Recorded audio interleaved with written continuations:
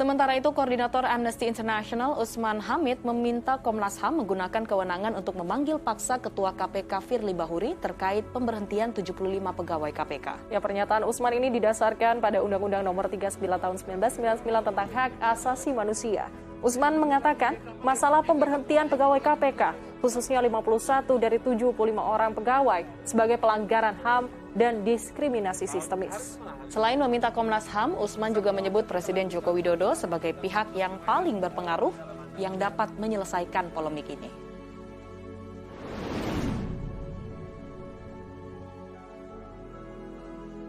Ya, saya kira begini, itu memang 5,4% dari 100% itu kan sangat kecil ya, sangat kecil.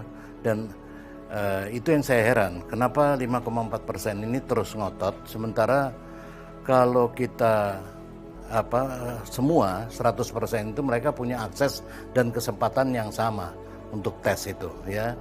Jadi kalau 5,4% kemudian tidak lulus, apakah kita mau, kalau mereka diminta untuk diistimewakan untuk memperoleh privilege, apakah itu berarti kita mau mengatakan yang 94,6% itu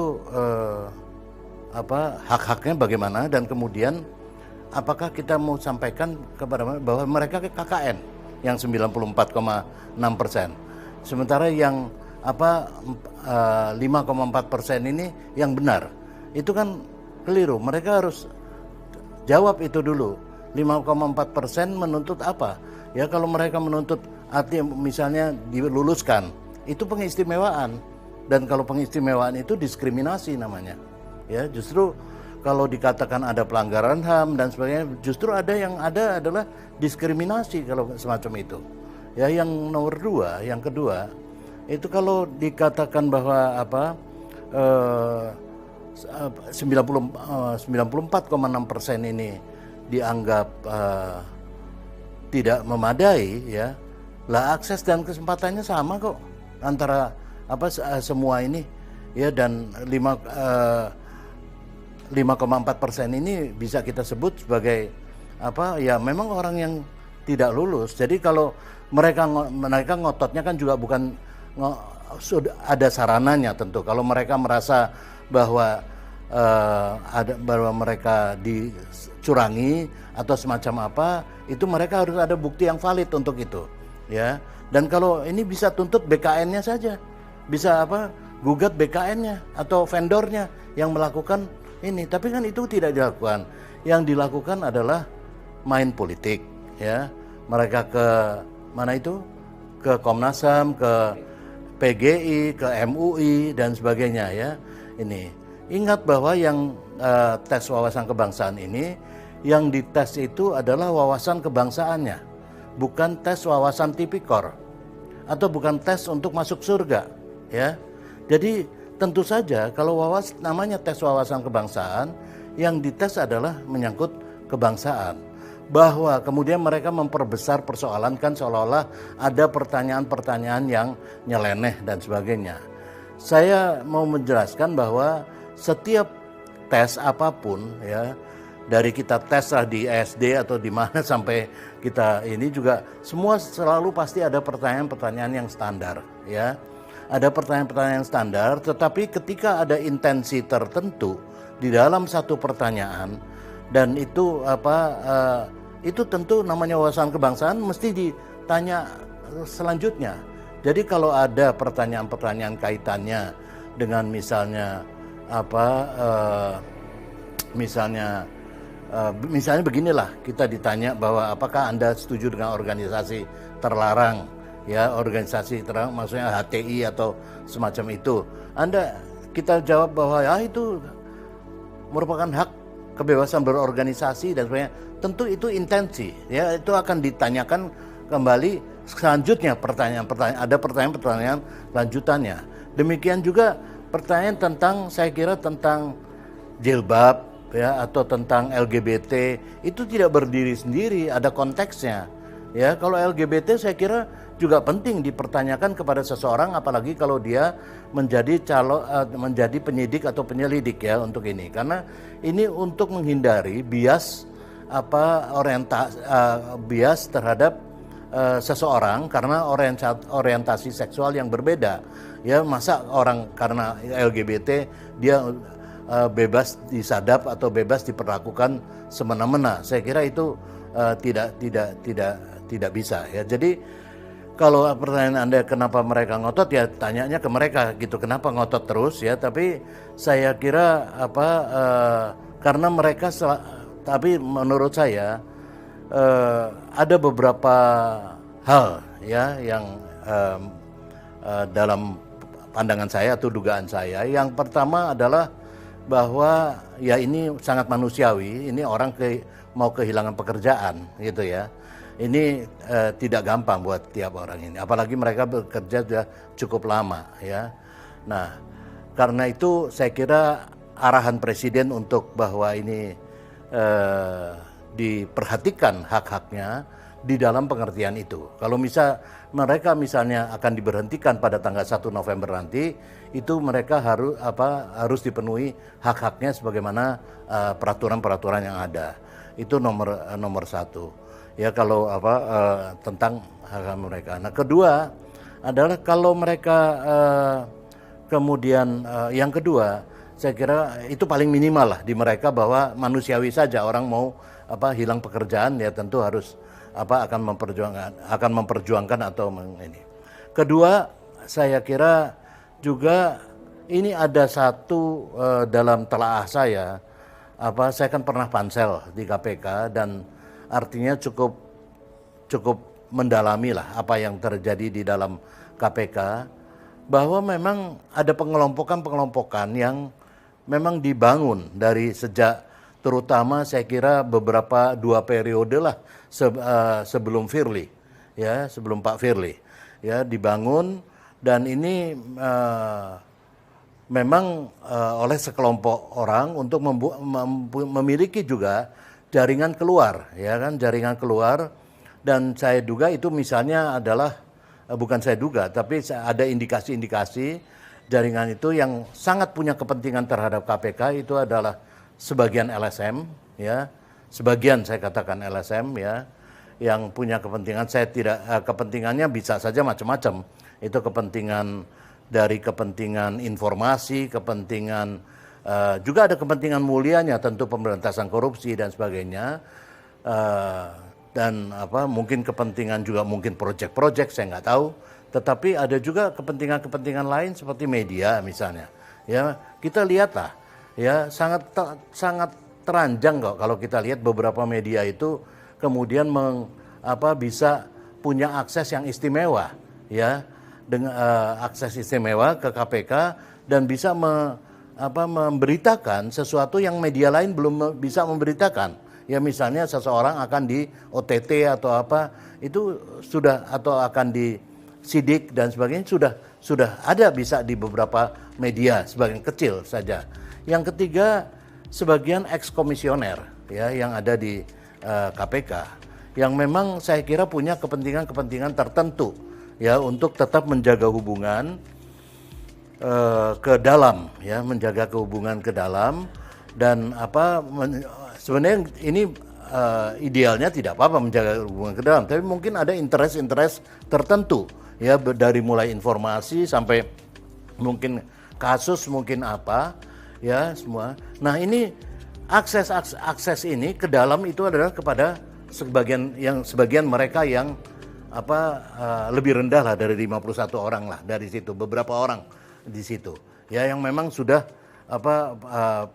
punya hubungan lama. Jadi kalau mereka ini dipotong, memang akses mereka yang di luar ini juga terpotong. Itu aja, ada kepentingan semacam itu saya kira yang mendorong mereka maupun orang-orang di luar, beberapa kelompok-kelompok di luar juga ikut ya, mendorong agar mereka katakanlah dipulihkan ataupun Tapi sekali lagi saya katakan tadi, kalau mereka dipulihkan dan diberikan pengistimewaan, itu adalah diskriminasi terhadap yang lain.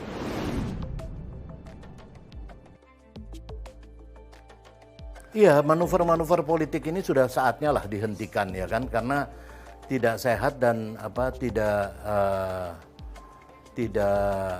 tidak pas lah ya, karena begini tidak produktif ya. Ya, terutama begini, mereka tidak menggunakan mekanisme hukum yang disediakan, misalnya PT UN, tetapi malah menggunakan lembaga-lembaga yang tidak ada hubungannya, ya, untuk mereka melakukan semacam kampanye politik, ya, seperti ke PGI atau ke MUI, semacam itu, juga ke Komnas HAM yang menurut saya Komnas HAM-nya yang keliru menerima perkara semacam ini, atau katakanlah memproses perkara semacam ini yang membuang-buang waktu dan energi mereka. Tapi kalau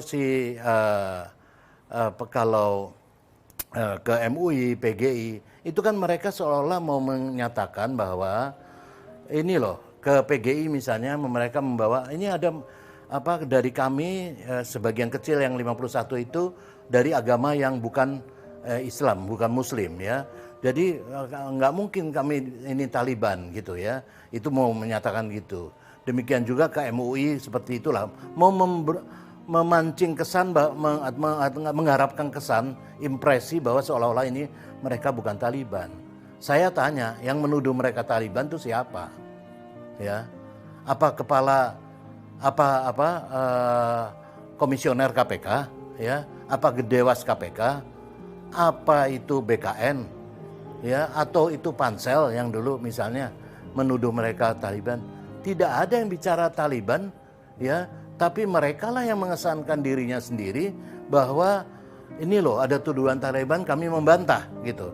Ya, tapi saya nggak menghindari kenyataan bahwa memang di publik itu ada suara-suara itu, ya, dan itu sudah lama, sudah zaman 2 periode sebelum Pak Firly ini gitu, ya, 2-3 periode sebelum Pak Firly ini udah mulai isu-isu itu ini, ya, isu Taliban atau semacam ini atau pengelompokan itu terjadi.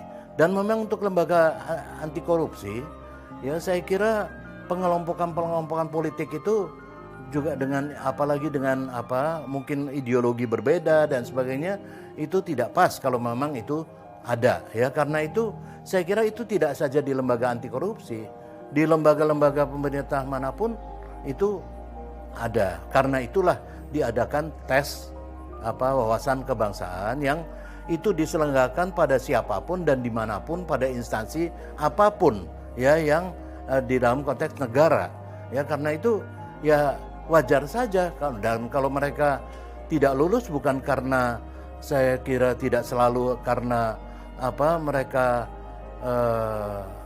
yang seperti kata mereka dicap sebagai punya ideologi lain atau tapi bisa saja karena tidak kompeten, tidak layak, tidak lulus tes psikologi, atau karena berbagai hal yang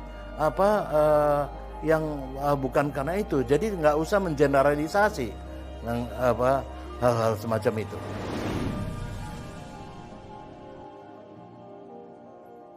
Itulah yang saya kritik sejak sejak lama sebetulnya, ya. KPK itu kan bukan production house yang menghasilkan artis, ya.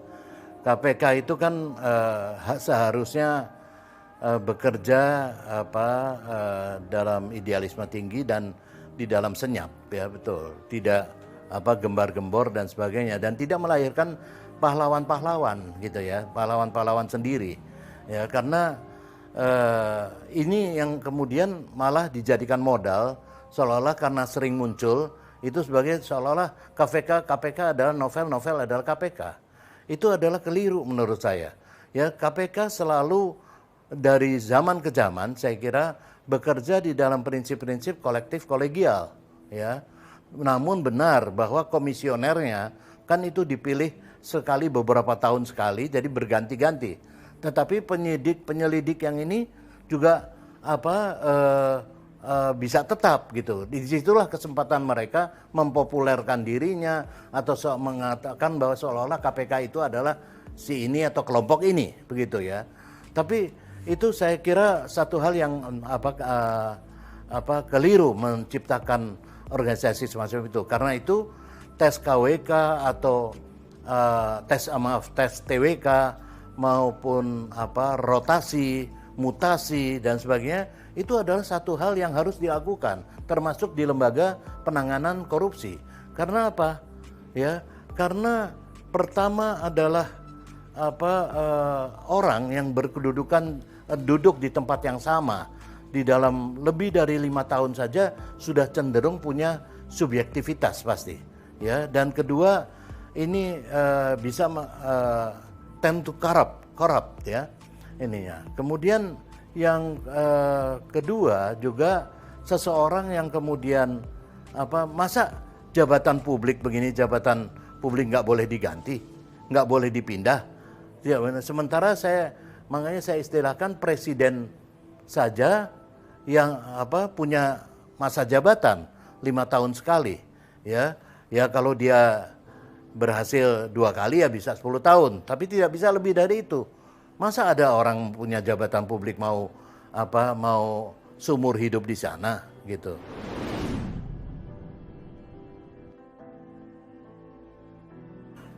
Sebetulnya apa yang dilakukan oleh teman-teman di LSM itu ya untuk mengkritik ini, mengkritik ini mungkin ada benarnya ya, bahwa itu bukan di dalam wilayahnya Pak Cahyo ya untuk ini. Namun Pak Cahyo juga punya kewenangan untuk menyatakan bahwa dia menyetujui tes itu ya, karena memang menyetujui dan mensahkan tes itu karena itu memang wewenang antara lain wewenang Menteri Pan-RB ya, itu nomor 1 ya. Nah kalau kemudian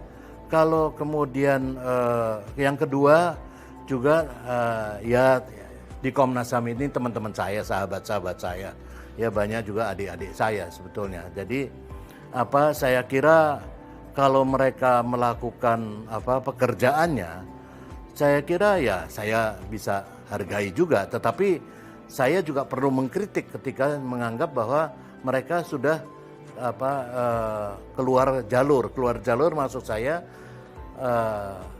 keluar dari mandat utamanya ya, mandat utamanya dan mengurus hal-hal yang sebetulnya menurut saya bukan urusan mereka, karena persoalan kelulusan pegawai itu persoalan administrasi negara ya, persoalan di dalam lingkup hukum tata negara, bukan hukum HAM apalagi pidana gitu. Jadi karena itu saya kira kalau ada kekeliruan itu kan saya penting juga mengingatkan ya, sekalipun mereka adalah juga teman-teman sahabat-sahabat saya, tapi mereka perlu juga diingatkan.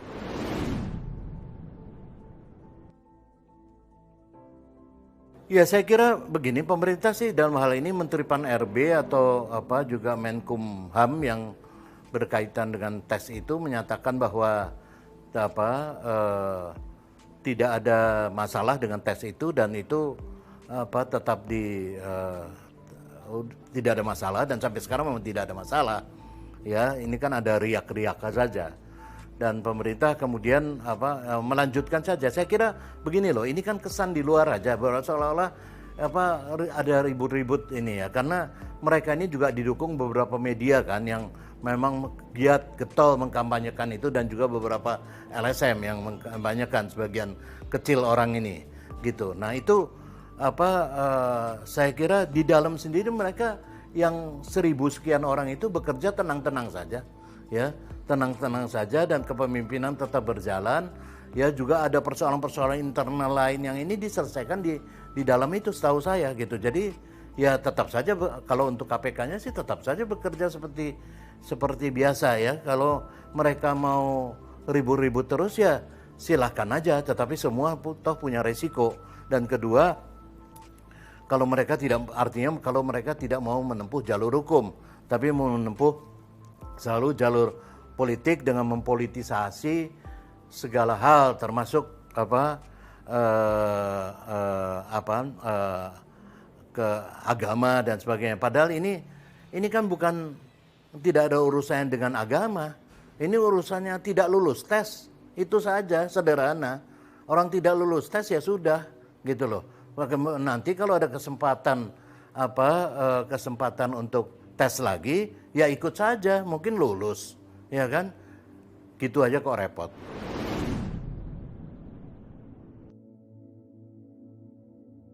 Ya, pertama saya kira tidak makin memanas tapi makin bereda, ya kan. Yang kedua bahwa masyarakat juga sudah semakin dewasa lah ya, semakin paham gitu ya hal-hal ini. Jadi saya kira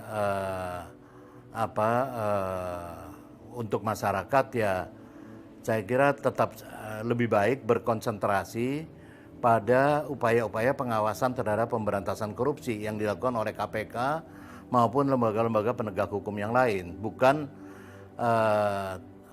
juga disibukkan dengan urusan-urusan semacam ini yang pada dasarnya tidak produktif ya, dan manuver-manuver politik ini juga sebetulnya tidak mengajarkan apa-apa yang baik kepada masyarakat menurut saya, begitu.